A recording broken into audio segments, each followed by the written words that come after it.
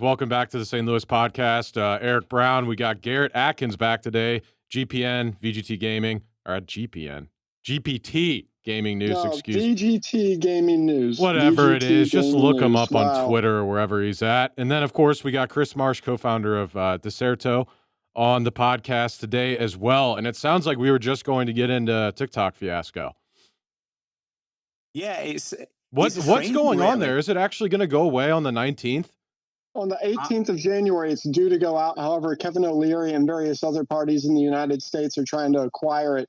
It won't be a single buyer, most likely, unless someone comes in out of nowhere, just due to the price being astronomical, of course. Even Elon I was going to say, put together huge. a group, including, I believe, Sequoia Capital, to acquire Twitter and turn it into X. Yep. I don't think it's going to go out, though, personally. I don't think China wants to sacrifice that revenue, regardless of what they say, because the CCP basically acts as the parent company to companies over in China, and it's a tool for gathering data and intelligence in a way, and also affecting the minds of people in other countries.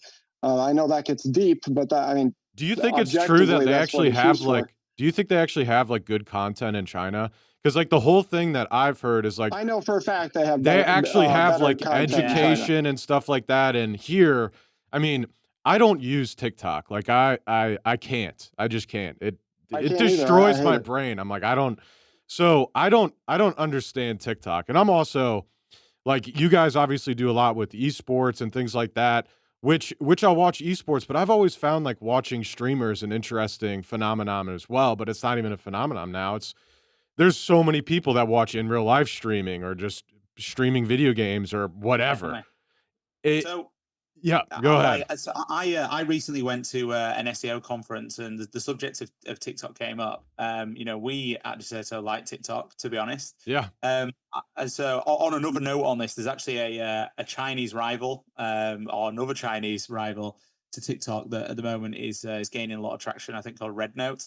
And so this is intended. I don't know if this is because of the impending ban. Well, it must be that a number of people are jumping ship. So we might see what happens there. It might be a bit of a Threads versus Twitter situation, or Threads versus X situation, where people try and capitalize for a moment, but then when nothing happens, everyone just reverts to the superior platform. So that's curious what happens there. Did you just call X a superior platform to Threads, Chris? It unquestionably is. Yeah, that's not even a question. Yeah. Threads obviously thought, here's an opportunity, and I think that when it came to rolling it out, the platform was just underdeveloped. But the timing was right, but all they needed to do more than come out as a 2012 Twitter with smaller font. That's what they did. Is they came out as a 2012 Twitter with smaller font, and at the same time, X was putting on more features than it had the last 8 years in shorter periods of time. And the features, in my opinion, for the most part, are good. Although there was slop on the rollout. That's kind of how Elon does it. He'll roll out something underdeveloped, collect feedback until it's perfect, and he'll use the audience, hoping not too many will leave, to sharpen the tool, so to speak.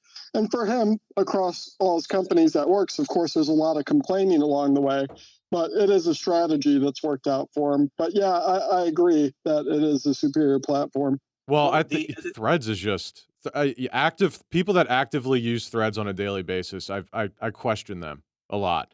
Same with also Blue Sky, right? Is some of these platforms, are people using Blue Sky still? Is that still? Yes, but it's really Threads. It's growing quite a lot. Interesting. Yeah, it is. There's too many now. What they did is Jack Dorsey sold X, because Jack Dorsey still owned part of Twitter, if I'm not mistaken, at the time of sale. And so when it was sold off to Elon, Jack Dorsey immediately turned around and said, man, lots of people hate this guy. Plus, we need a decentralized Web3 part of the platform. And they still get along because business is business. Jack Dorsey and Elon get along still.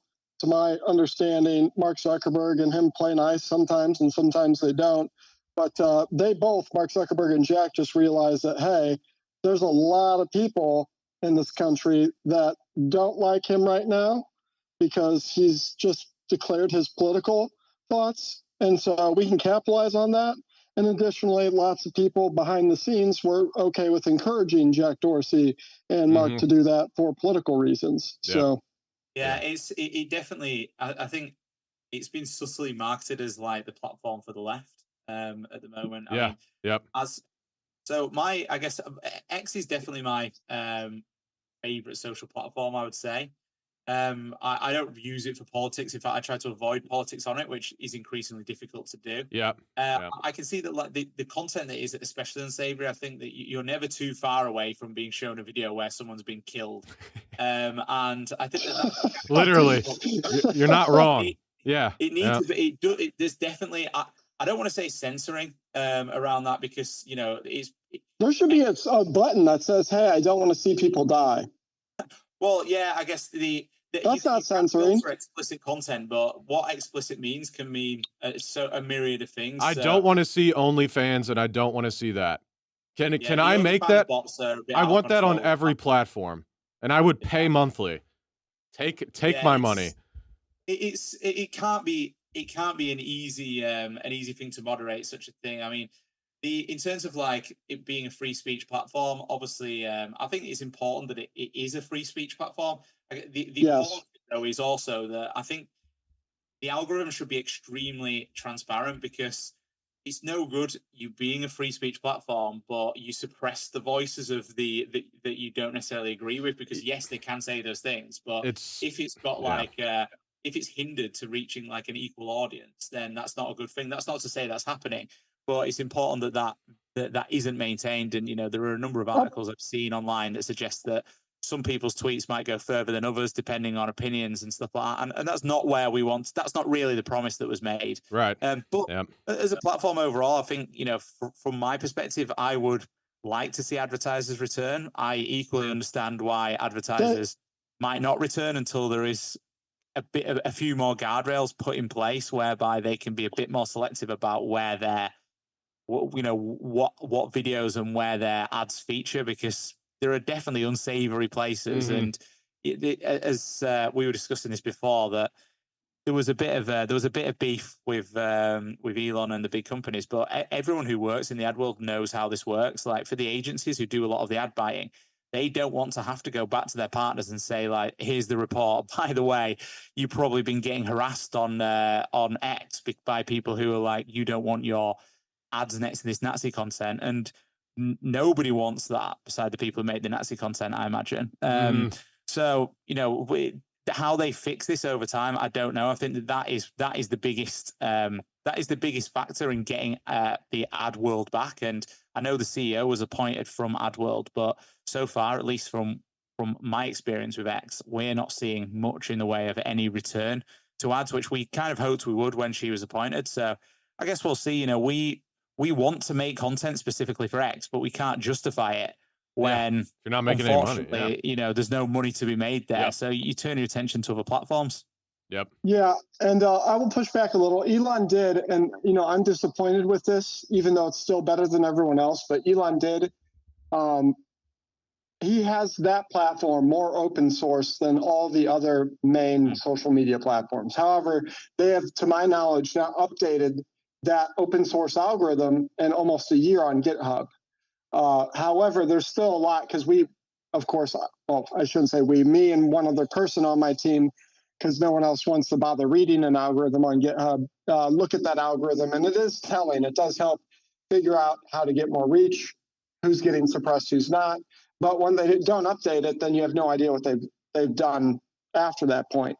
And that is a lot. I mean, that's 1,000 times more than what these other platforms have done in regards to transparency. So I will give them that.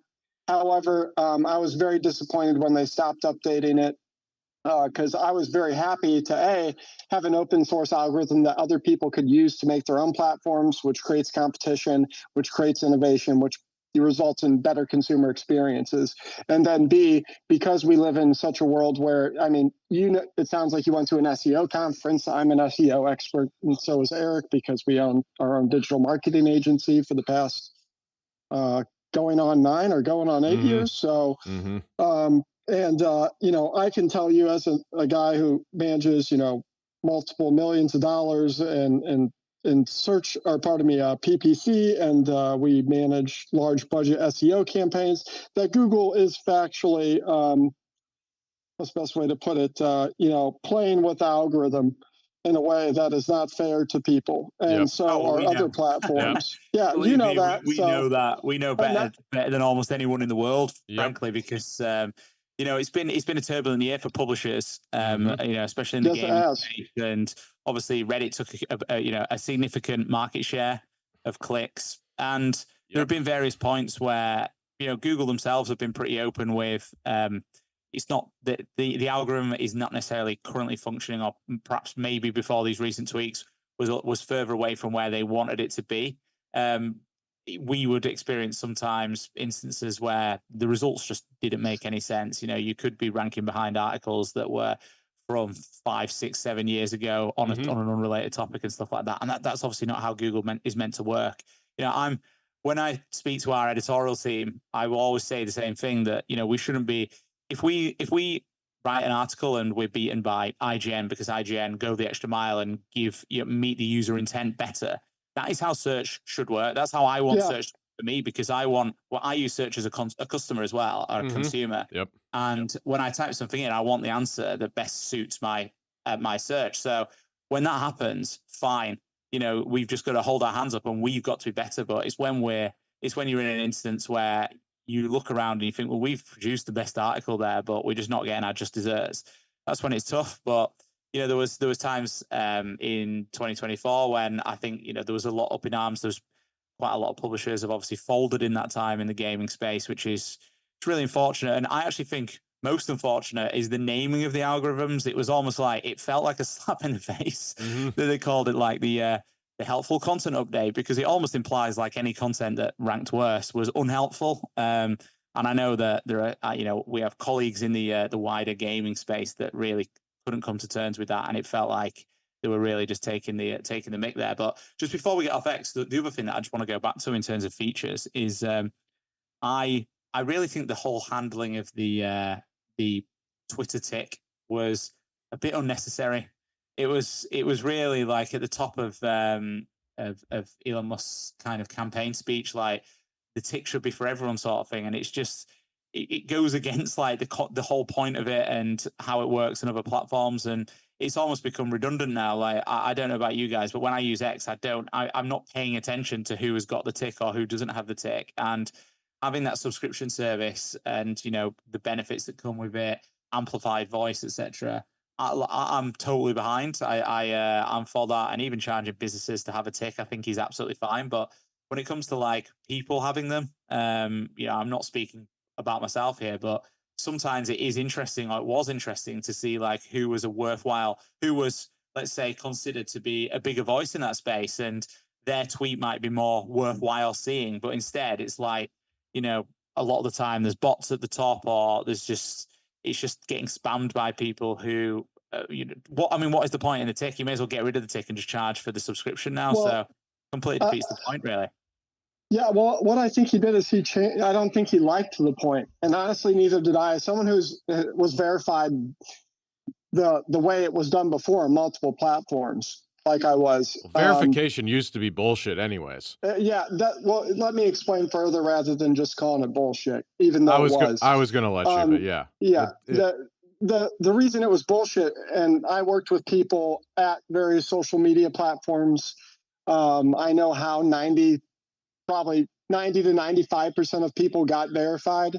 And either you worked at a certain I can break it down real easy. You worked at an organization that paid enough ad revenue to be considered a legitimate organization to where your employees automatically got verified, but that's because of how much money you spent or because of how you were aligned with the government, because these social platforms are aligned with the government due to the fact that they're dependent on the government due to Section 230. Which is what I believe it's Section 230. Might have the 3 and the 0 mixed up, but it's what allows them to not get sued and not be considered the publisher of all the content on the platform. And so due to that alignment, either by money or by alignment with a, basically more or less an NGO, a non-governmental organization, which basically means a governmental organization. These people got verified. Then you had people who had friends or friends of friends that worked at the platform that either did them a favor and got them verified, or paid them anywhere from $5,000 to $15,000, depending on the platform. Twitter at the time actually being the most expensive, being up to $15,000, where you could pay to get the badge, or you as an individual or a company could pay someone to do a Wikipedia page, which would require you to get a bunch of articles from very particular websites that Wikipedia likes. That would then get you a Wikipedia page built if they didn't already verify you for the articles that you paid for, did not earn because you were doing something big. That's why I say 90 to 95%, because 5 to 10% are either people like Brad Pitt, Angelina Jolie, actors, or there's someone musicians, who did something really big and they created ChatGPT, and they're all over the news for the right reasons, and they needed to be verified, like the CEO of OpenAI. So, and then of course you have people that paid ad dollars, individuals or companies, and it depended on the platform. But for Facebook, for example, if you spent $60,000 or more a month in ad campaign dollars, you would be appointed a representative that works with you. That representative, if you complained enough, would then verify you because, well, they don't want to lose their account. And so they were allowed to verify you. And that and 100 other ways that are just, bureaucracy, nepotism, money exchanging hands is how most people got verified. So therefore, what he did is he saw that.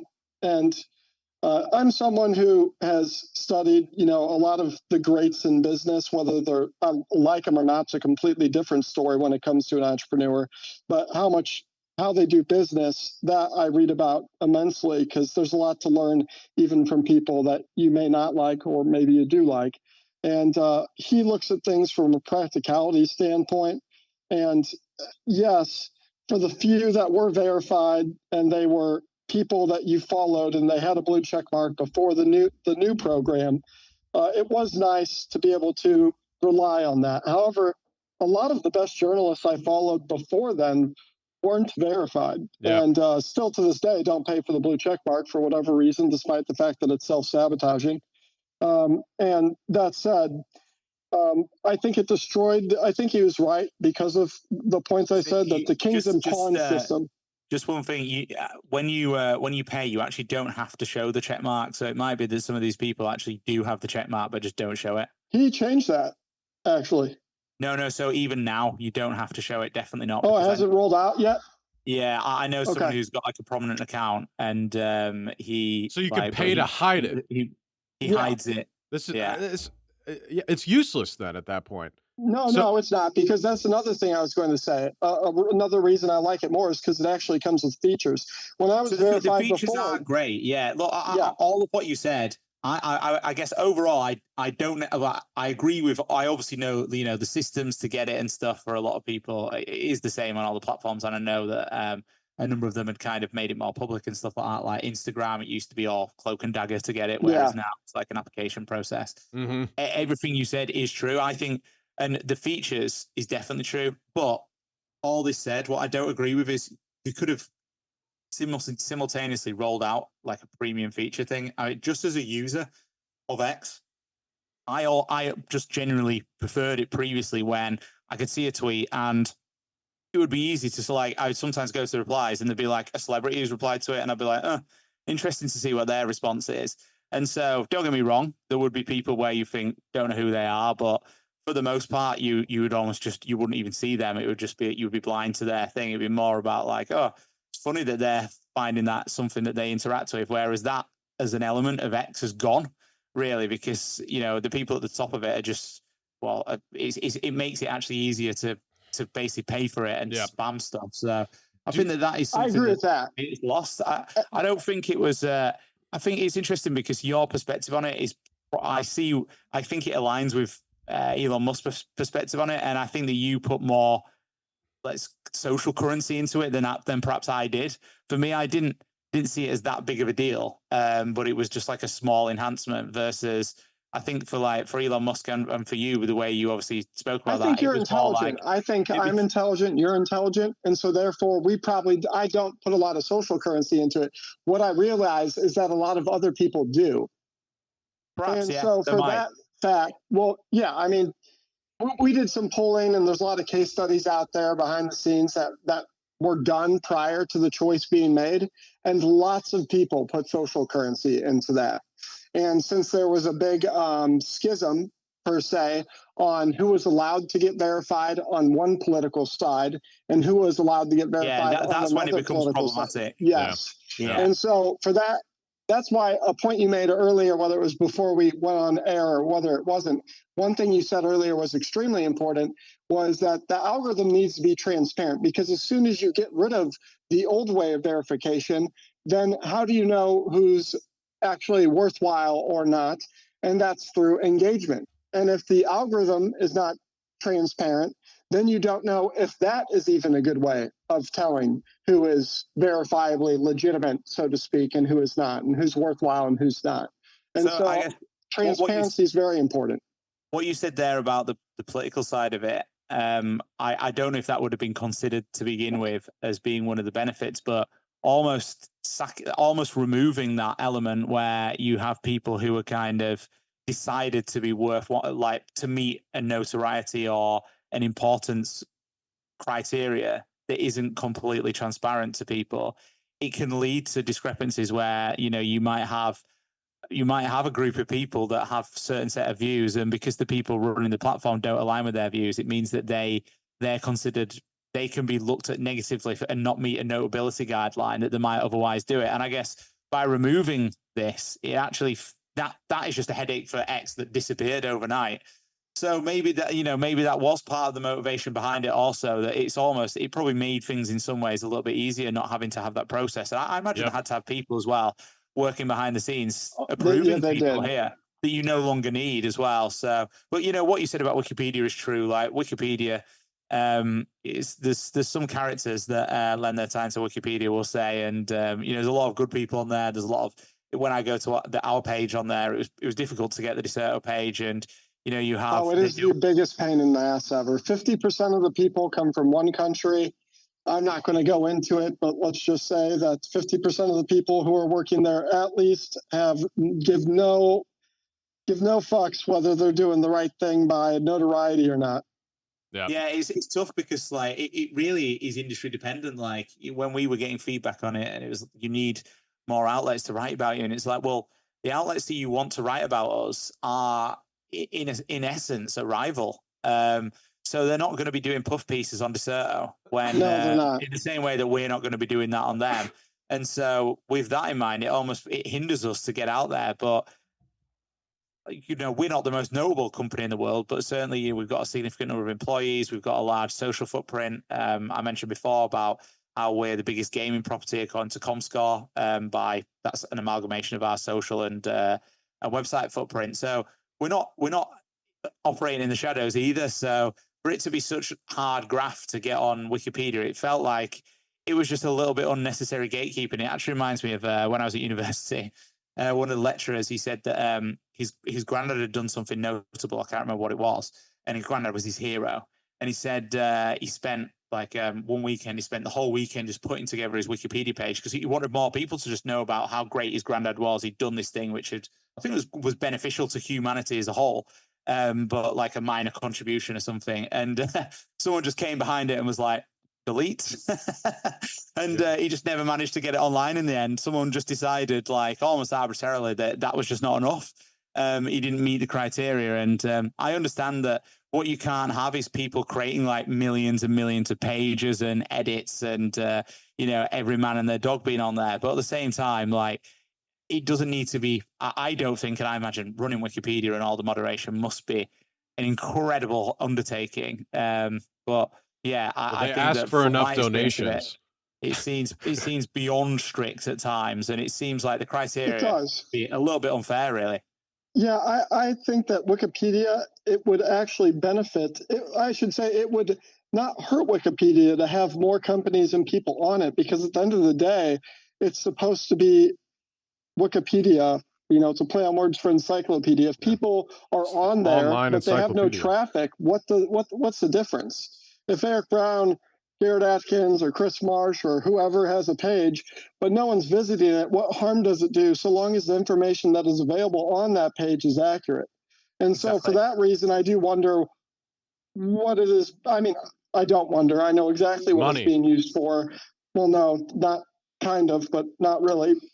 More influence, and controlling the narrative, so to speak. Sure. But that said, I wish it was run differently. That's for sure. I think that's like a major problem when it comes to SEO. When you get to mid-market and beyond companies on a marketing and advertising side, and you want to get your client where they honestly deserve to be based on the deals they've done, the companies they work with. On the gaming side, same thing. Based on what I know about this, pronounce the company Dexerto. one more time. Dexerto. Okay, now I'll know it forever. So we are on Wikipedia for what it's worth. Yeah. Yeah. No. I know you said you were. A while to get there was all. That shouldn't have been a pain for Dexerto to get onto Wikipedia. I mean, even if you're in the top 10 of an industry that does, plus or minus $200 billion a year and is bigger than, music and movies, Hollywood combined. I mean, you should probably have a Wikipedia page without much struggle. So yeah, exactly. I mean, we've been the recipients of the Esports Award on 2 occasions. We were second last year, but the biggest news outlet on there. So we've made a significant contribution to our space, a space that obviously is still emerging, but it's still significant ultimately. But I think that this is just the nature of human moderation as well. And with some of these big platforms, you see very similar on Reddit. And I know, like my experience with Reddit is not always the most positive. Obviously, it's got so many people on there. It's been going downhill. I mean, Reddit's been going downhill since the old CEO. The old CEO came back. I forget when that was. And then they appointed the interim CEO that was like an Indian woman for like 6 months, and like she took all of the backlash for like the moderations and them like removing all of those subreddits. And sure, some of those subreddits were mean or shared needed to go. Some shared graphic footage and things like that. But at the end of the day, they were also going in and just deleting subreddits that, let's just say, didn't agree, right, with either advertisers or the platform itself. And now that you have, it used to be, I remember back in the day, I'd want to find information on Reddit. So if I was looking for, best dress shirt for a guy, I'm going to go to Reddit. Male fashion advice is great. Let's go on there. But now a lot of the time, if you type in search terms on Google, which you're well aware of, you just brought this up, that Reddit, you don't even have to type Reddit in now. It just automatically comes up. And it's YouTube, Reddit, and ads for the first 3/4 of the and it's search all page Google now. But that's all Google, right? Google owns a percentage of Reddit now. I forget what percentage they bought, and they did it very hush hush too, which I did not think was very nice. I don't understand how it's not a monopoly issue. Like I really don't. There was some talk online that allegedly people quite often search like something Reddit, like a branded search, as we'd call it in SEO. So as a way of searching Reddit, which I understand, but that's because Reddit search is terrible. Just like all social media platforms, though. The way it's been put out there was that the reason that Reddit has kind of had such a significant increase in voice is because so many people were actually doing that. And so it was implied that on a mass market scale, people were doing those searches, not to search Reddit, but just to get answers because Reddit had the best answers. Now, I would heavily contest that. I can't imagine that's the case, because if I asked, I think anyone I know, I would be surprised of 100 people if 2 people do that. And I would put myself in that because I'm familiar with Reddit. But for the most part, people are not doing that. Like the average person on the street is not doing that. They're not that advanced much of a Google user. So the idea that might be happening en masse, I would completely contest that. I will say that both Eric and I did do that until we found Reddit useless. Not useless, but much less useful, I should say. Yeah, I mean, all the stuff now is dated, but you have moderators that left, right? Because, at the end of the day, Reddit first started where it's like a forum on the internet. Like there's car forums for every type of car. Still great spot. So Reddit was an online forum for all of these things. But once you start becoming anti-user friendly, all of those people are going to leave. And now a lot of the good content that you had, obviously it depends on what you're searching for in the industry, but like even I used to go, and I still do this when I go out of town, I'll look at, if I'm going to, let's just say San Francisco, I'm going to go on the San Francisco subreddits and I'm going to look at what those locals are recommending. So it's still useful for stuff, but it's nowhere near as useful as it used to be because you just don't have those people still putting out that information. If you don't have those people adding to those conversations, Reddit's going to become useless because then all of that stuff was posted 10 years ago. Hey there, St. Louis podcast listeners. We've got some exciting news from our friends over at Farmers Insurance of St. Louis, led by the man, the myth, the legend, Mark Lee of Farmers Insurance. Mm-hmm. If you're looking for a job or to own your own business under a brand that everyone and their cousin is familiar with, Mark Lee with Farmers Insurance of St. Louis is recruiting insurance agency owners here in St. Louis for their Farmers Insurance Mentorship Program. And as many of you are aware, Garrett and I have owned quite a few successful and award-winning businesses over the years. And in a past life, one of those was a farmers insurance agency out of Chesterfield, Missouri. Eric and I know firsthand how hard it is to start a business under a brand that no one has heard of and convince consumers and businesses to trust that you're an authority figure in your industry. And as many of you know, we own an award-winning marketing firm, Vi Media, the one that Garrett was just discussing.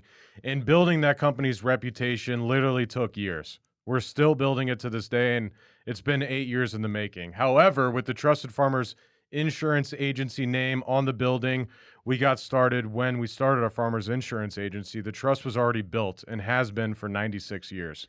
And if you can't do math, that means Farmers Insurance has been around since 1928. Luckily, you don't need to be a human calculator to get rich as an owner of your very own Farmers Insurance Agency. Nope. All you have to do is reach out to the one and only Mark Lee, the leader of Farmers Insurance in the greater St. Louis metropolitan area. That's right. So ensure he continues to sponsor our show and your favorite podcast, the St. Louis Podcast, by quitting your job today and calling Mark Lee. I wouldn't even wait for him to answer your call. Call your boss now, quit, and become your very own business owner. Mm-hmm. Visit insurancecareerstl.com. That is insurancecareerstl.com. Should we spell it out? Yes. It would INSURANCE. Career, CAREER, STL.com, insurancecareerstl.com. Go there now. Back to the podcast. And wait, insurancecareerstl.com. Back to the podcast. The negative experience that I've seen and witnessed and been a part of is that because they're all almost like a separate entity, each sub, it really the quality of the sub comes down to the quality of the user and the quality of the moderation. And it's Absolutely. Like in esports, there's been so many issues over the years where like people who are really their pro publisher, like the publisher of the game, if they get these, it's an opportunity to basically get them in your pocket, like the moderators who at the moment they're doing a bit of a thankless task. Yep. You get them on side, all of a sudden you control the flow of information. There's journalists whose work all of a sudden is banned from that subreddit. They can't get the voice out there. The community can't even get the full picture of what is happening. We briefly discussed off air that there's something happening with CS2 and skin gambling, which has kind of come full circle again. And CoffeeZilla's video was posted on the Counter-Strike subreddit, and one of the mods deleted. There was a comment in it saying that the mods deleted it because it wasn't related to Counter-Strike.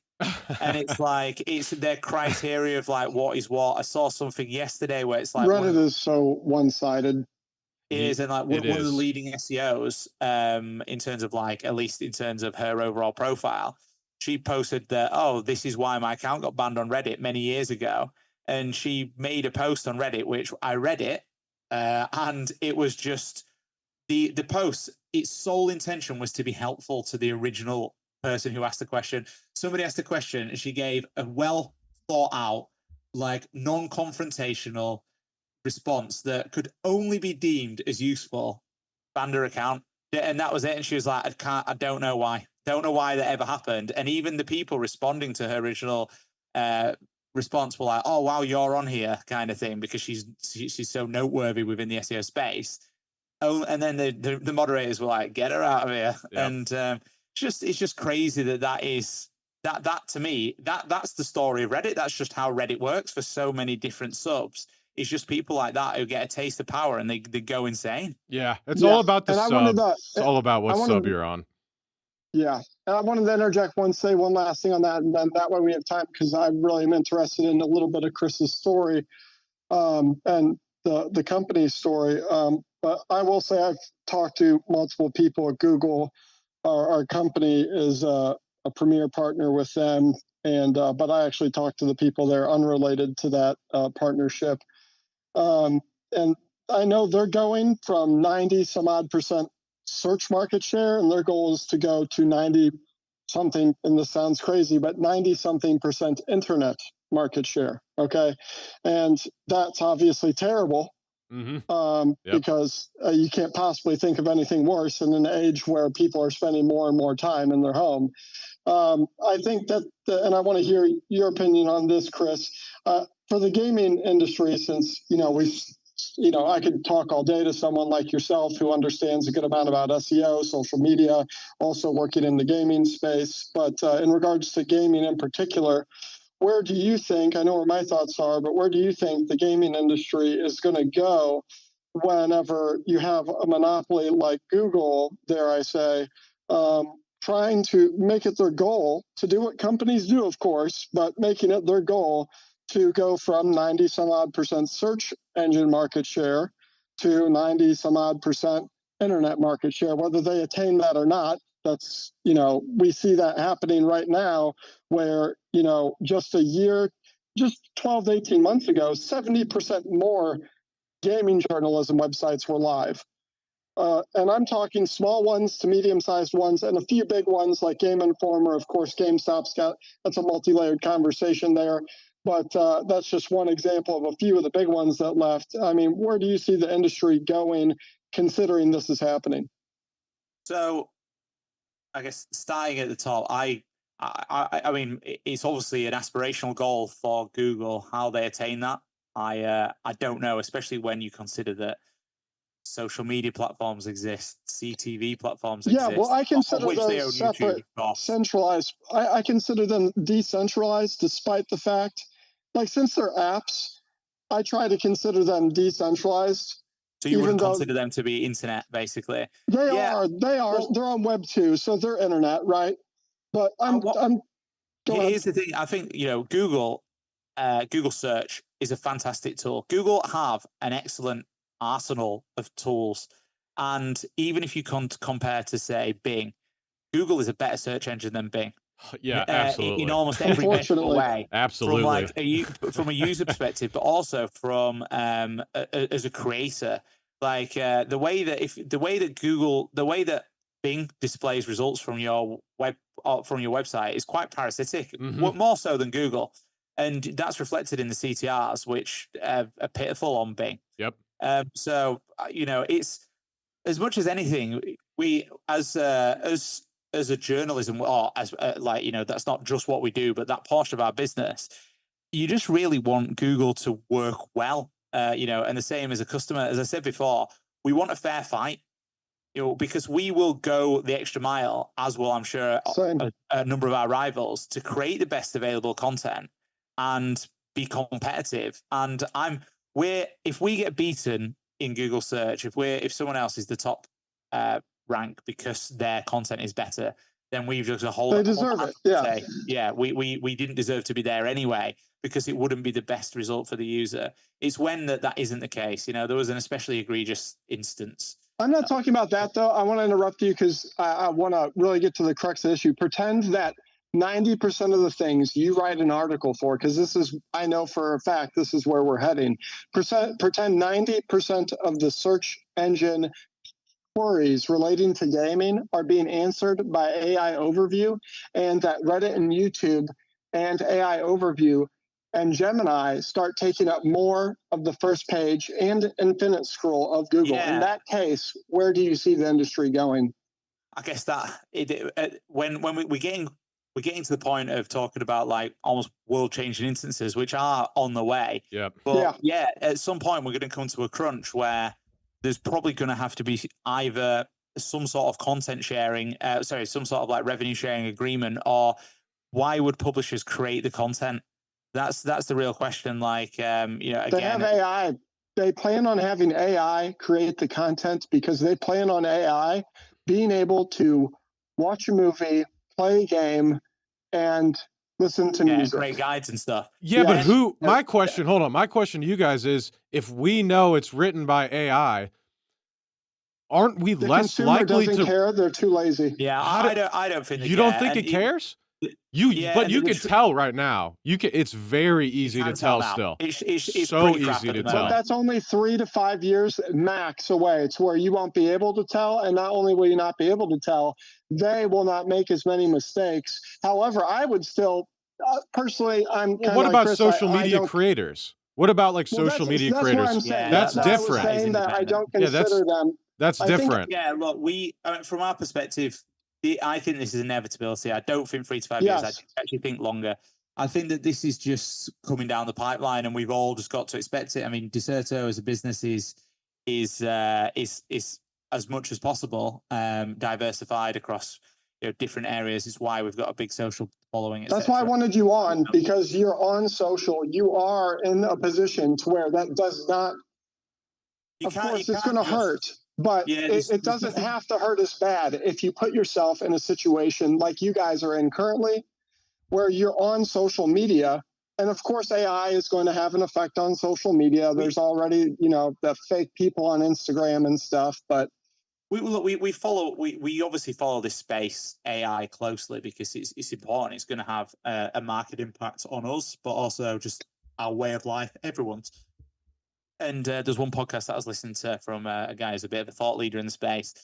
And, you can take this to the nth degree. He's saying, will we need restaurants if you can have AI at home, or you can have something at home that can create a Michelin quality meal? Why go to a restaurant? Is it the experience? But once you can create that at home, but then do you need chefs to create the meal combinations because the AI won't have that level of creativity? This is where this is how far this can go. If you can have AI create as close to this as possible, then at some point, it just goes. It's like in London, the black cab drivers fighting with Uber, when the truth is that like people want ride sharing. So you've got to kind of diversify your offering. And, now you get a black cab because the black cab drivers, they're still unmatched in knowledge in terms of this is the way to go. Even an app can't match it because they just have such a better feel of how the city moves. But you pay a premium for that. But the reality is that it's people who want to abolish the rideshare apps, or by contrast, you can just with the rideshare apps, you can get a taxi to somewhere where rather than waiting for a black cab to go past. So it's just at some point you've just got to accept that the market goes a certain way. I think it's famously HMV, which is I don't think a thing in the US, but was a major high street retail store in the UK selling records and later electronics and video games, etc. And their board, famously, people on the board, when they were talking about the move to the internet, they said that the internet's a fad and the high street will never die, and so they didn't embrace it inside the business. The business didn't, it still exists, but it's a shadow of its former self. So very much the story of Blockbuster and Netflix. Yeah, exactly. You can't stop change. And there's actually an excellent Diary of a CEO episode with the first CEO of Netflix and how close they came to selling to Blockbuster a few times and stuff like that. And from what I took from that, they in a way were a bit lucky that Netflix didn't acquire them. And Netflix actually, one of the CEOs actually identified that this was a huge area, but then they replaced him with someone who came in and was like, back to what we do best. And Blockbuster died, and Netflix has gone through, numerous waves of innovation to be where it is today. But I guess the overall point is with this is, if the industry goes this way, there's only so much you can do. You've just got to sort of embrace it and continue to diversify. And, Dexerto and the history of Dexerto, we have always embraced change. There's no two ways about it, because when this happens, new opportunities will present themselves. It won't just 100%. Be like, that's it for you guys, get out of here. There'll be all of a sudden there'll become a way that we can exist in this new ecosystem in a way that we can bring value to people that perhaps we weren't bringing before, or we hadn't considered before, or may not have existed before. So these are all things that we're constantly keeping our ear to the ground with. And going back to being a YouTube consumer and stuff, it's very easy to be when our writers create content and you Google something and the first result is a video, it's very easy to be frustrated with that, because it's like, well, we put all this work in and this video's at the top. But the truth is that some things are better explained with video. Like, sometimes it's just better to be visual. Yep. If I wanted like a code for something, like the code for this, for like a website to unlock 10%, for example, I do not want to see a video of that. It would make zero sense. Yes. But if I was assembling something, then I might want to see a video of it rather than a written step-by-step, because it might be a technical element of it that you can only see described in a video. Or like you're playing a video game and you're looking for something specific in that video game, describing the exact location, like it's near this plant on this bank and so on, is a lot more difficult than just seeing a video and being like, oh, there it is.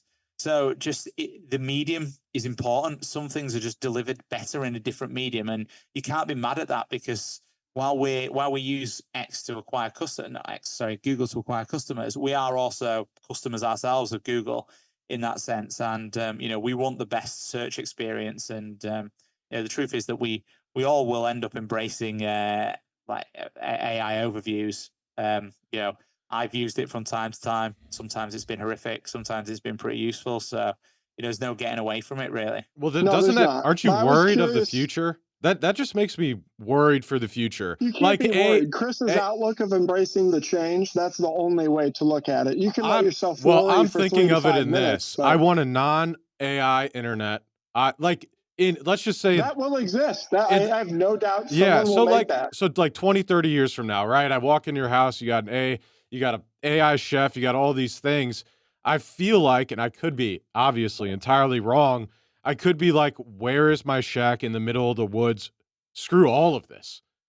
Like, I don't want to subscribe. I don't want to subscribe, because the reason you go out is like to a restaurant is, of course, okay, fine. Maybe you don't want to cook at home, but it's usually like, so you're not at your house, right? You want to get out of your house. That will never truly go away, I don't think. But it's very hard to know how the future. And then the bartender, what are you going to talk to, a robot? Eric, at some point, it's going to go this way. The rabbit hole. Yes. If you go far enough down the rabbit hole, was Chris's point with the AI chef at home, that eventually, if you understand how AI is working, and obviously Chris made it a point to let us know he keeps up with it like we do. You go far enough down that rabbit hole, you can see how, then you get the Neuralink, then you get to a more augmented reality future. And it's very easy to see how a lot of the things, not everyone, but how a lot of the people out there, I would say the vast, vast majority of people choose laziness and comfort and better service, better answers eventually than the current day and age. Because right now, if you know how to do prompt engineering and prompt chaining or single shotting the way I do, you can already outperform a vast majority, if not all people, in a lot of written content and some coding. That's today. That's literally, I go down in the basement and get on my computer and that's going on, let alone once you bring in robotics. I just think that what I brought up to Chris about Google trying to get more of internet market share, and when I say internet market share, I should say not app market share, even though they both exist on Web 2, except for decentralized Web 3 applications like Blue Sky, I think. But I think they say Blue Sky is decentralized. Is that because it's on Web 3? I have no idea. Okay, I have to look into that some more. I don't know, but you can get on Blue Sky on desktop, so. Well, yes, that's true, but that could mean because they have an appeal to both Web3 and Web2. I think to your point, Eric, I think some people will shun it, but I think these things just creep into your life. They creep into your normalcy. They creep into your habits, and it's like I've seen claims that Google AIO doesn't impact CTR. You know, people are still clicking through. And this is another thing that I would call bullshit on, because that's 100% bullshit. Fact. It's 1,000%. It's like, no one goes onto Google and thinks like, and searches something and is like, what's the answer to this? Oh, I've got my answer, but I want to go see who wrote it and give them credit. It's like people don't sit through the credits of the film. Nope. No. They get up and they're gone. I hate when the credits are at the beginning of the film. I hate that. People hardly read the reviews for video games. You look at a heat map on a website and you see them scroll to the bottom, look at the score, and bounce. Yeah, so many people just stop at titles and things because they think that that's sufficient information. That's just how people interact. People, I think you said it, Garrett, that people are inherently lazy, or at the very least, instant gratification. They just default to convenience. So if AIO gets to the point of being, perfect, and there was an example that went around a couple of days ago, and the first bit of the answer was correct, and then it said, like, the next line said, a one Reddit user said, in inverted commas, "kill yourself," which was obviously, so it's still having some of the most rogue responses ever. But it will get better over time. Oh, and God. you do find yourself, if the answer is satisfactory, why not do it? I mean, I was looking yesterday for the time to beat a video game, just out of curiosity, for a video game that I was thinking of playing, and the AIO answered it wrongly. But had I got the impression that it was correct, I would have been like, okay, that's fine. I wouldn't have looked for another source necessarily or clicked through to a website. I would have been satisfied with that as an answer and then said, well, I've got my answer. What am I sticking around for? Yeah. Google are just trying to give audiences convenience, and and just going back to the quality of some AI stuff. I think Google are obviously at the forefront of this. I think people have seen some of the AIO stuff and thought that is tragic. Google's AI attempts have not been great, but they're actually, Gemini and stuff like that. It really is at the forefront. They are the industry, and like we were again a SEO conference stuff. Somebody demonstrated a podcast that was created by Notebook LM, I think, and just some of the examples of how good the podcast that they created with just Google's AI was, and it was even funny. And like when Eric, take note of that. Notebook LM. It was like the guy, he had a couple of examples, and the AI got a few laughs from the audience because it's like a man and a woman talking, and he showed the extreme to what he can go to, and he uploaded, like, because you can upload an academic paper and they'll create a podcast around that. You can upload anything, but it could be an academic paper, whatever. And one of the things that he uploaded was just it was just a series of it saying poop over and over again, and then he generated a podcast on it, and it's two people talking. It's like, we had the craziest thing uploaded today, it was just a series of someone saying poop, and it's like, but what did they really mean by this? And it was two people almost having like an AI generated philosophical conversation around the meaning of that, not in robotic voices. This is with like the voice changing, expressing emotion and stuff, and all the AI generated. And when I heard that, this was one of the first times in a while with AI where I thought that seems ahead of where I thought the space was. Yeah. Chris, look up, I shouldn't be telling a competitor this, but look up Channel 1 News AI at some point. Don't do it on Google, because I guess they got bought out and finally someone invested in it, so the website doesn't have it on there anymore.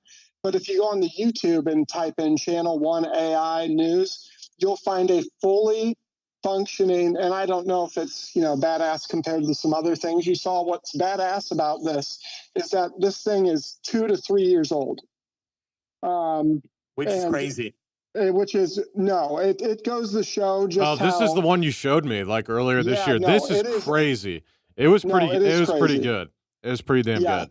And that video is exactly why I was trying to ask Chris where he thinks the industry is going. That in combination with what Google's doing, because even on the video created content side, the podcast created content side, and of course the Google search side and Bing search. We'll see what they do. But as Chris said, unfortunately, in my opinion, they just do not have what it takes to compete with Google in regards to giving you the results. I use Bing as my default, but it's far too often that I have to bounce off of Bing and go on to Google because I'm not getting the result I want. But that way I don't get off tangent.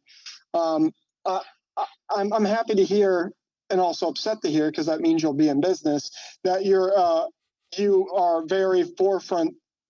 You have AI at the forefront of your mind, and you are not being like all the other journalists. You know as well as I do that all the journalists, all they do is talk crap. Not all of them, but I'd say 9 out of 10 of them talk crap on AI and have for a long time. And I understand why. It's very easy to understand why, but it's not useful to them at all whatsoever. And in fact, that's only going to put a target on their back from people who are executives at the company who realize all too well that they either have to adapt to this type of technology, learn to use this technology, or unfortunately, they won't have a position at the company, assuming their executives realize that. Otherwise, the whole company will be gone at some point. So there was an instance in our space where one company, they advertised the job for AI content creator or something similar to that was the job title, and they got absolutely like dragged through the dirt, put in the stocks, tomatoes thrown at them, so that would never be our approach anyway. And they were planning to, I think it was a target of like 130 articles a day, and you can't do that about plagiarizing other people ultimately. So we're not looking to do anything like That's that a lot. by any Holy stretch, shit. but you've got to stay on track with what can be done. Are there AI tools that can help the content creation process? And the answer is yes. Like even things making sure that SEO guide, like style guides are adhered to when content's been created, or even just basic spelling and grammar. Really, if you open a Word document and write and Word's correcting your spelling and grammar, that is AI, or a version of. Really, it's just these tools kind of helping the human in the process. And someone said to me, I can't remember who it was, that people are scared that AI is going to take their job, but actually it's not that AI will necessarily take your job as much as it'll be a person who knows how to use AI will probably take your job. So to anyone who's in the short term, yes, 100%. Maybe eventually some jobs are just going to go wholly AI. They will. We can see that. But yeah, but even then, for a while now, probably not even short term, but for a while, it's still going to require human intervention at some level to do this stuff. 100%. And the more you get familiar with these tools, the better you get. Often going back to what you said about prompts, the quality of the prompts is the quality of the result. Typically speaking, 100%.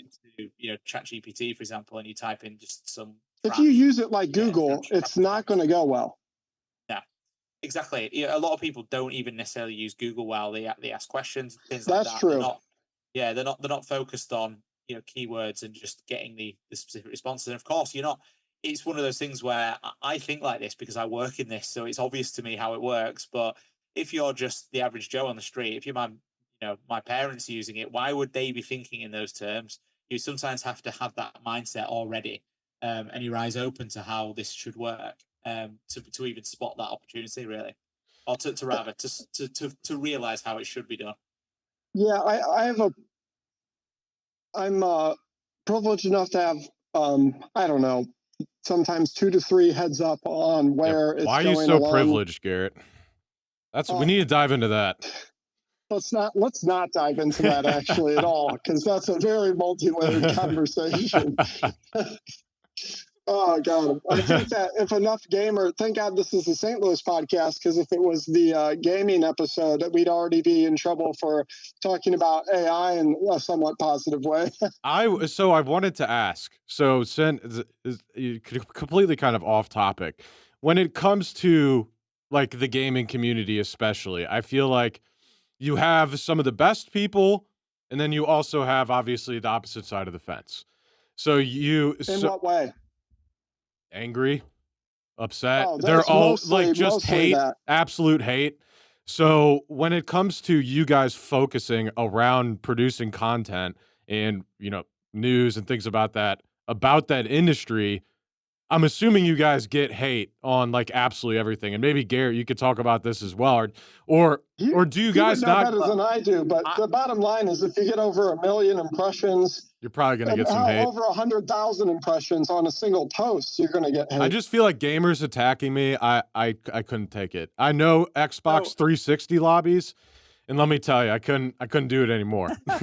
So I would say with this, like anything, it's people gravitate to stuff, and you build these fandoms, and it's no different really to if you criticize Taylor Swift, for example, or you criticize the sports team. You have people who are so invested in these properties, whether they're people, whether they're video games, and it brings out the best and worst in people. And then the internet only magnifies that. Like, for example, if you went to a restaurant and you had a bit of a bad experience, and the manager or the waiter asked you about it, you'd probably give, oh, I didn't like this, I didn't like that, but it would be amicable typically, unless it was a real stinker. Yeah. Whereas you get people doing reviews online, it's like, this is the worst thing ever. Like, I'd rather eat my own dog shit and all this stuff. And it's, and so it makes people more extreme. I think they forget that there's a human at the other end of the recipient.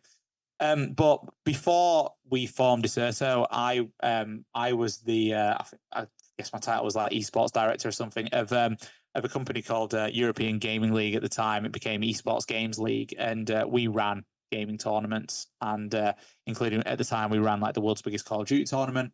And if I were in the setup to it, this was done on such a painfully low budget that like we didn't even have the money to have like a significant amount of time to set up the event. So oftentimes we would have like half a day before, and then we'd still be doing it through the night. And then when the tournament was technically scheduled to start, we'd be putting the final touches in place, which meant that sometimes, or often, the broadcast wouldn't go live at the advertised time. Now, the first games, anyone who follows esports, especially in like big open tournaments like this, are terrible because the tournaments are seeded, and the formats are not as they are now, where you only really have the elite teams.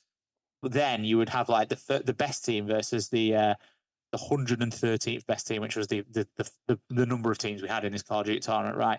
That is not a match anybody wants to watch, because it's like seeing a professional sports, it's like seeing the Nuggets versus the people from the rec center down the road. It's a pointless experience to watch, really, and it has to happen. And those people who are the rec center team, great, they got to play with the professionals, but from a spectator perspective, it's garbage, pointless. So we're not breaking, we're trying to get this broadcast up as soon as possible, and appreciate this is the advertised time, blah, blah, blah. We've missed it. But then I would open X and people would literally be calling for me to, to kill myself, basically, because this broadcast, which I personally had no hand in getting live at the time, because I was, dealing with getting the tournament running, not getting the broadcast running, wasn't done. And so this is, I've been through the Xbox 360 lobbies, but I've done this as well. And you learn very quickly on the internet that these people don't really mean it. It just brings out the worst in them. No, if they were with you in person, they wouldn't say. Oh, they wouldn't even 1/10 of what they said. They'd say, "I love it. I love it." If they saw how skinny I was. All right, you guys got Garrett. You got one last topic you want to talk about before we get out of here? Yeah, because we got 5-10 minutes. Let's see here. Well, I kind of want to hear. You kind of touched on where you were before you started the company, but what was the idea? I guess three questions, and if I need to ask them again after, just let me know. But what made you start the company, and what was your goal with it originally? Why do you think you succeeded so well with the company? Because when I got on the social and discovered you guys about 3.5 years ago, and I know you guys do well on web, but I was strictly a web user on social news. So that's why I assume why I did not hear about you guys before, even though you guys killed on your website, because I check it out now. And then finally, what are your plans to succeed? What's the next best thing you're working on? What's the thing you're most excited about in the future? Sure. So I guess starting out, so European Gaming League was taking place. I was working there, so was one of the other co-founders, Josh. Mike, who I think you guys previously spoke to, or Yes. maybe, yeah, we knew each other from a Call of Duty forum previously. Hey, going back to forums. There we go. Yeah, he was working. He was working in recruitment, and then Nico, he was running the French version of the same forum.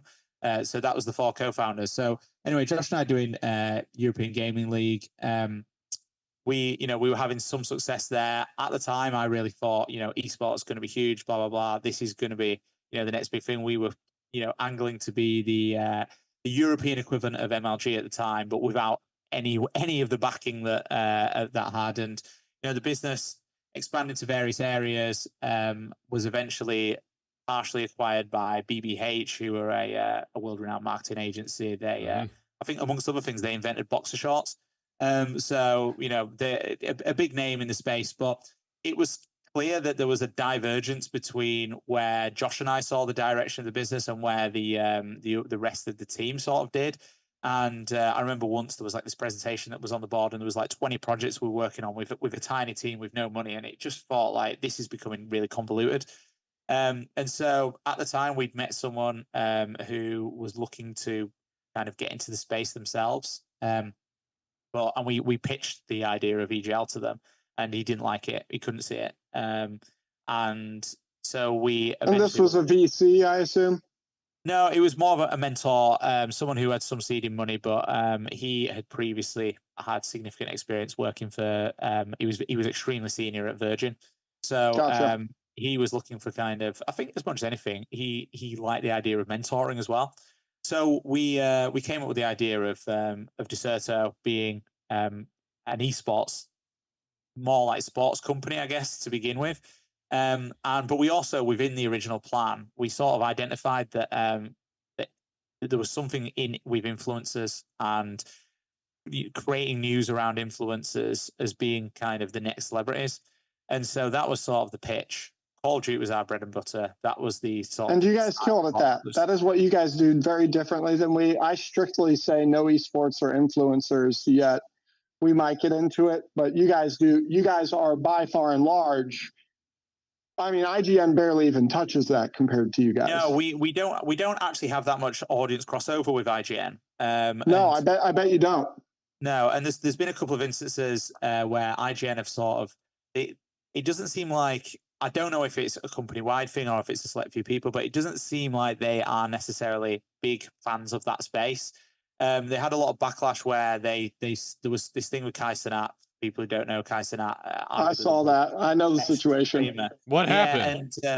And basically he did this. He was playing Elden Ring on stream, and he did it in such like a relentless way where he, like any boss that he came across, he would be fighting them, and even if it took him literally hundreds of goes, and he made a big spectacle of it. And he did this like fantastic set dressing and all. And it was the best, Eric, to put it in perspective. It was the most well-marketed stream at that time, probably ever. Yeah, I don't before it. And everything. I see Kai clips. Kai's interesting.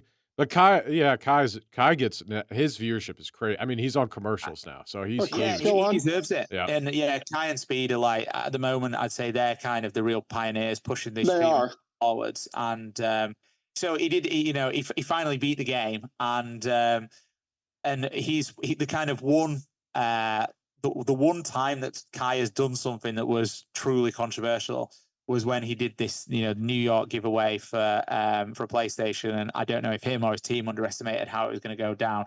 Anyway, this was so long ago as well. Like, he's a young guy, and it's almost like, okay, it was a mistake. Get over it. But IGN, when they announced that he completed Elden Ring, they mentioned the whole giving away the PlayStation debacle.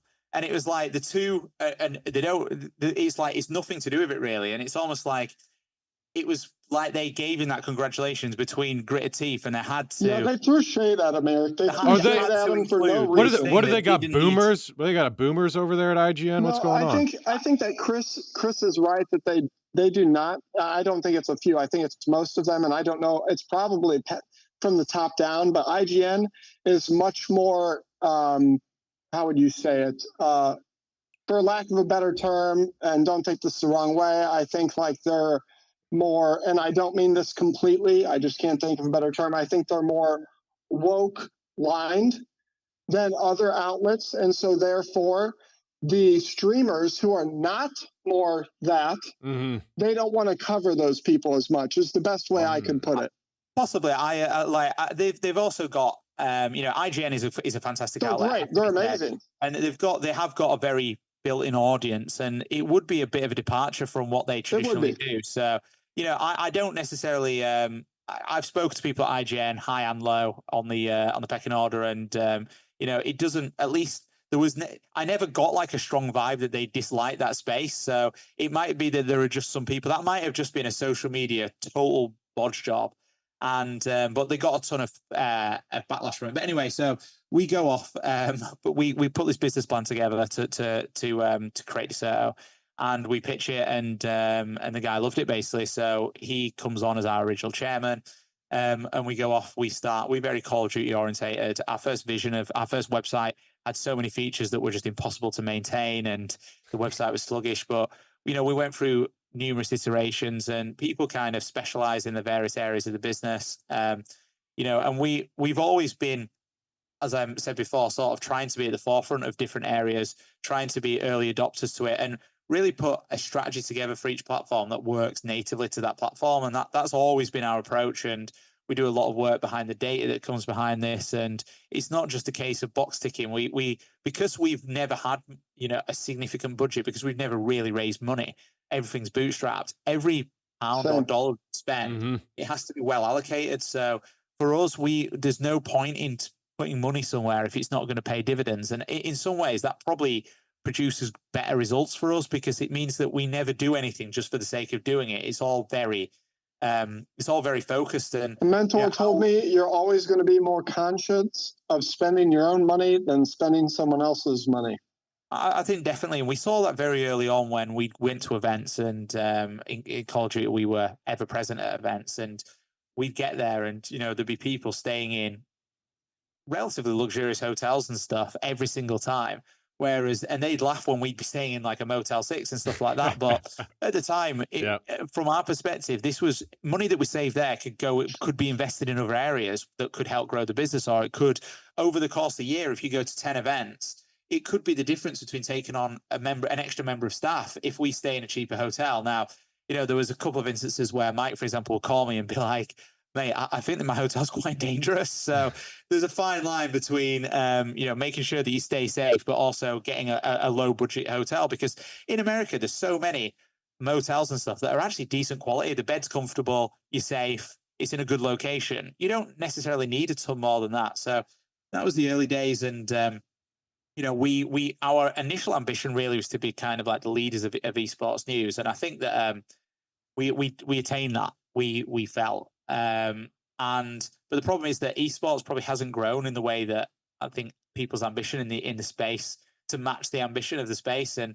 where we're at now in esports is probably not that much further along than where we were even a decade ago, unfortunately.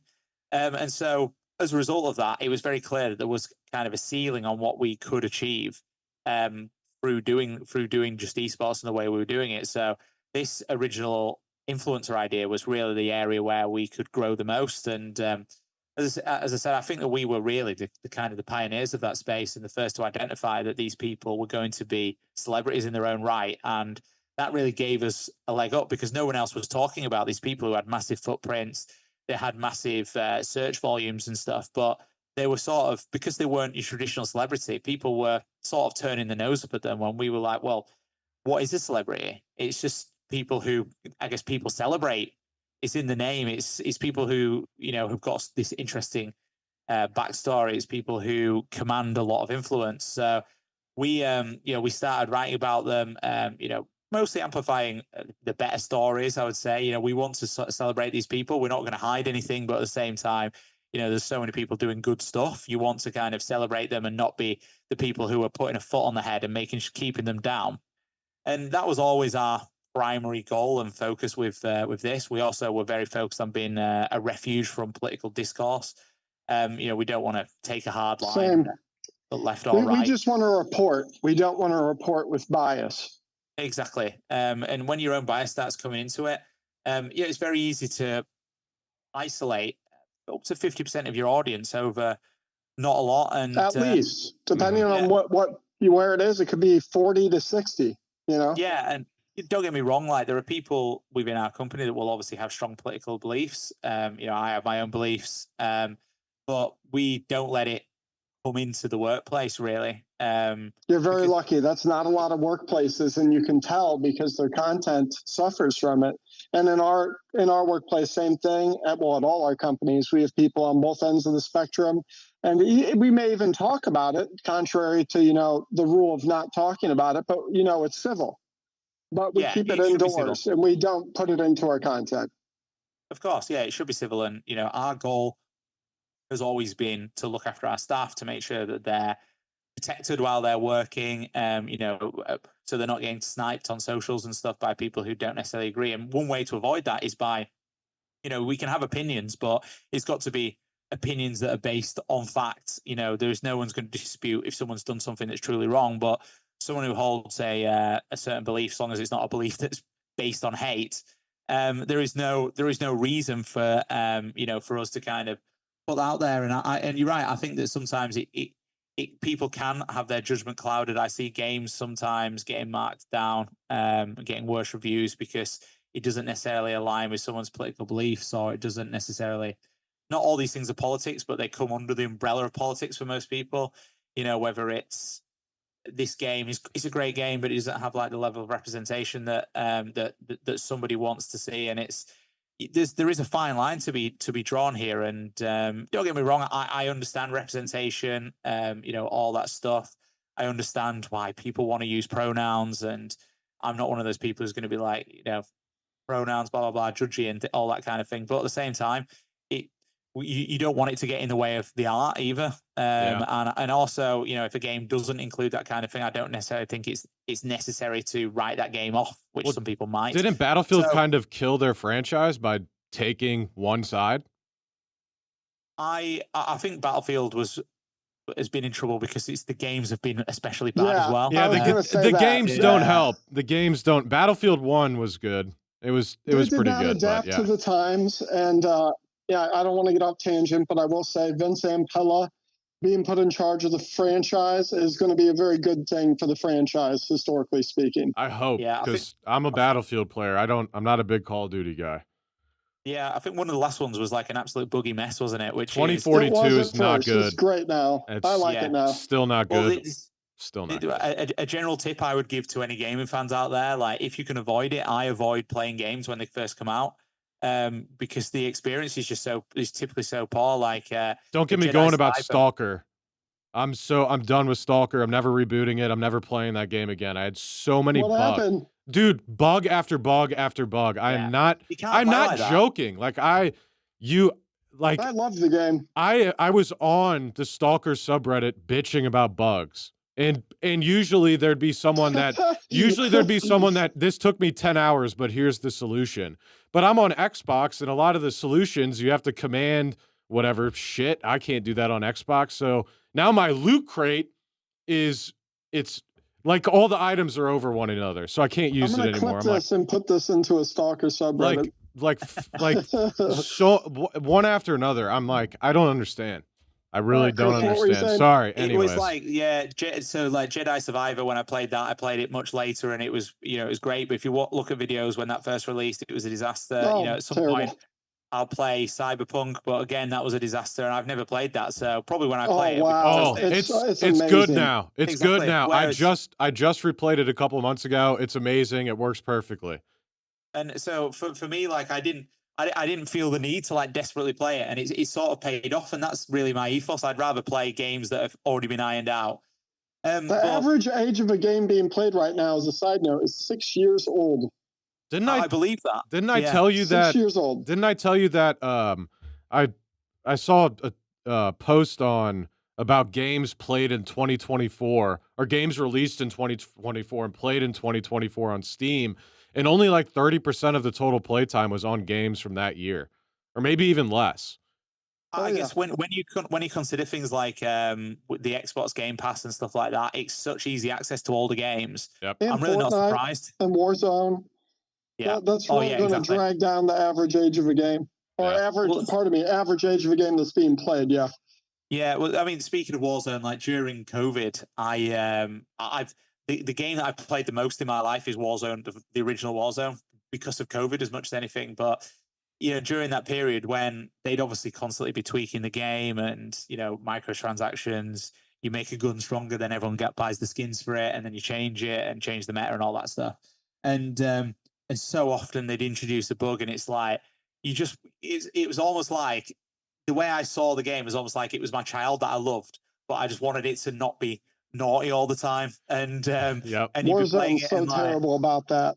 And so like they'd make a change and something had happened. So when you pick your loadout up, it froze for like a second, which sounds like nothing, but the amount of times that would lead to you getting killed, and you'd freeze and you'd come out and be on the floor. And you're like, sometimes, especially if you play the bigger maps, a game can be like a 20 or 30-minute game. And I'm not a bad player, I'm not a great player, but some of my friends that I played with during COVID were bad players, it's got to be said. And so, especially for them, like they would be just getting smashed all the time. And you could easily have a 30-minute game where they've not shot a single bullet and they've died twice. Mm-hmm. And so when it's like the game hindering them as well, it just takes away from the experience so much. So I don't even know how we got onto the problem with video games like this. I was going to say, that way wrap up. What direction are you most excited about your company headed into the near future, and what's the most exciting thing you're just working on in general? And then end it off by telling everyone where to go to find you and your business. Sure. So so at the moment, I think the final frontier for Dexerto that we've not really conquered from a content perspective, or we are in the process of conquering, so to speak, is long form video. Our fall damage channel on YouTube is doing fantastic. We've got a series on there where it's voice actors from video games, where they like look at some of their most famous lines, for example, and what game is it from, or what point did it happen, and stuff like that. And those series have been received fantastically. But over time, we've got a huge shorts channel on YouTube, but we've never been able to produce consistent, or rather, we've never come up with a concept that we've been truly happy with for like long form content, which is going to regularly resonate with an audience. So that is something that this year we're extremely focused on. We're heading to we've got a team going out in the coming weeks that are going to be putting together like quite a big piece that I can't go into at the moment, but with an especially big name in the space. So that's going to be exciting. But just in general, we've got a number of concepts that we're working on at the moment that we're excited to take to market, and we think they're going to land with with audiences. So I guess Dexerto going long form is really the next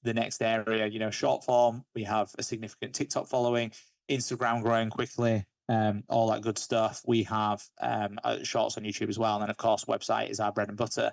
And X, we do fantastically well there. One of the most popular channels on X. Well, I wanted to say I'm a big admirer of your brand. I often post posts that you guys have put online as examples of good content, how you guys try to appeal to the mainstream, not just with the influencers. One, congratulations on being first to market, or at least perceived first to market, in respect to whoever might have tried doing it before.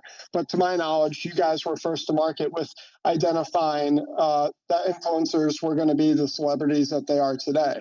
And I'm all about first to market approaches, because that's where you usually first to market is first in market, and you guys are a great example of that.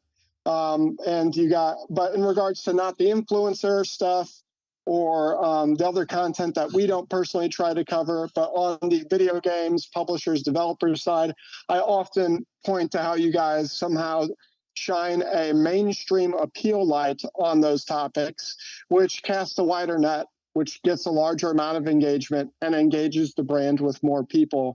And, I just really admire your guys' work. I think you've done a wonderful job with the company. And you guys quickly went from a company that, personally, I didn't pay attention to, despite the fact that you guys were already massive, to one of the few companies that I look at for inspiration to content. So congratulations, doing a great job. And before you tell everyone, where to find you, and all that jazz. I know you're on all major social media platforms if you want to spell it out for one time, but since usually we hang up at the end, I wanted to say, let's not hang up after we do the outro. Okay. Sure.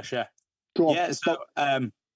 So Dexerto, you can catch us on Dexerto.com, but we're also on X, on YouTube, on every social platform, really, TikTok, Snapchat, Instagram. So catch us there. As we said in this, we typically create content that's native to each of those platforms. So if you use one of those platforms because you like the content that lives there, you will hopefully like our content that lives there. I'd like to think so. Catch us on all of those. And, as we said, look out for our new YouTube series that we'll be launching in the coming months, and check out Fall Damage as well. If you're into that kind of quirky game developer stuff and the voice actors, I think you'll love that content. Cool.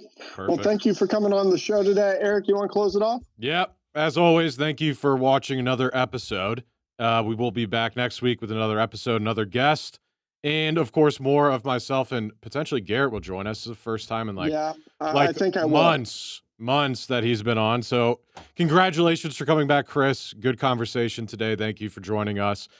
Please go check out all of their channels, Dexerto. Of course, let's actually spell it out for the people. Obviously, we'll have links in the description as well.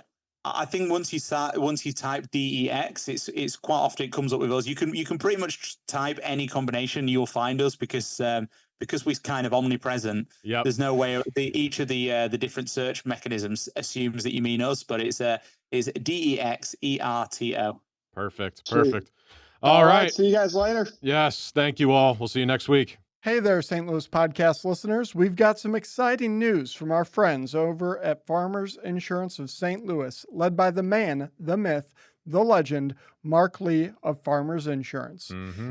If you're looking for a job or to own your own business under a brand that everyone and their cousin is familiar with, Mark Lee with Farmers Insurance of St. Louis is recruiting insurance agency owners here in St. Louis for their Farmers Insurance Mentorship Program. And as many of you are aware, Garrett and I have owned quite a few successful and award-winning businesses over the years. And in a past life, one of those was a farmers insurance agency out of Chesterfield, Missouri. Eric and I know firsthand how hard it is to start a business under a brand that no one has heard of and convince consumers and businesses to trust that you're an authority figure in your industry. And as many of you know, we own an award-winning marketing firm, Vi Media, the one that Garrett was just discussing.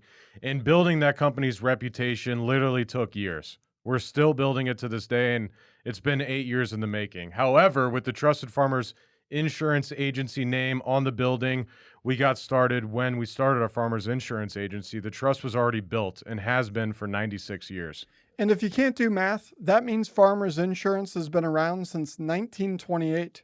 Luckily, you don't need to be a human calculator to get rich as an owner of your very own Farmers Insurance Agency. Nope. All you have to do is reach out to the one and only Mark Lee, the leader of Farmers Insurance in the greater St. Louis metropolitan area.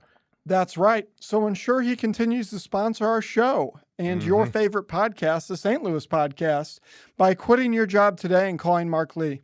I wouldn't even wait for him to answer your call. Call your boss now, quit, and become your very own business owner. Mm-hmm. Visit insurancecareerstl.com.